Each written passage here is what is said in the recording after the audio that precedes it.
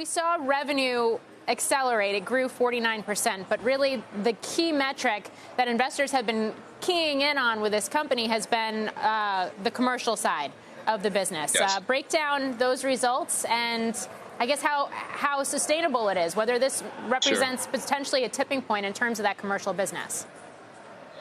Well, I think the big question that's dogged Palantir for years has always been, are they strictly a one-dimensional company? We all knew that they had huge government contracts, and we all knew that they had blue-chip, large contracts. The big question that's always dogged the company was whether they can fully commercialize the product, and I think they answered that question this quarter in a huge way.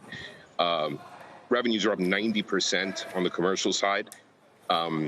And I think they're just starting to scrape the surface of mid-sized business. And once they do that, I think you'll have a tremendous, tremendous catalyst for growth going forward. Yeah, I mean, speaking of innovation, this is also a company that kicked off this earnings call talking about its Meta constellation and all the partnerships it's doing with commercial space companies to essentially do AI from space as well. So how does that speak to the value proposition it's going out and now pitching to some of these commercial customers? Yeah, I think it's huge. I think the opportunity is huge, and I think the proof is in the numbers. I mean, just on customer acquisition growth.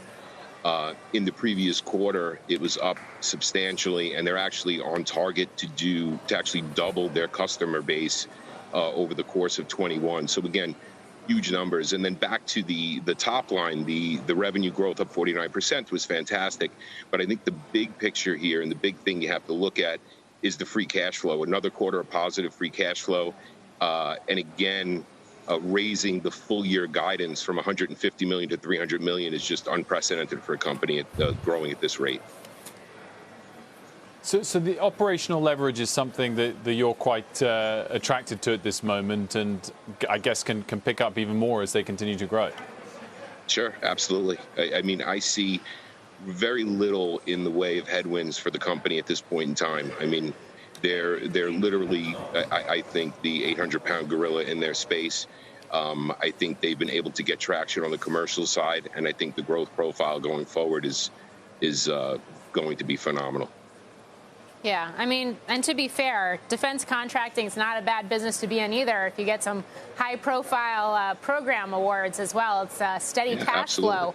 As an investor in this company that is also making significant investments in things like SPACs right now, I guess, what's your response to that? Do you think that there's a value proposition, or it speaks to a bigger, broader, longer-term strategy about where this company's headed? Yeah, I mean, I think there is a value proposition in investing in the SPACs right now. I think, obviously, you just have to be selective in what you're investing in, and I trust that the management that has always been very disciplined over the years is making the right decision. But I do think that can add value, without question.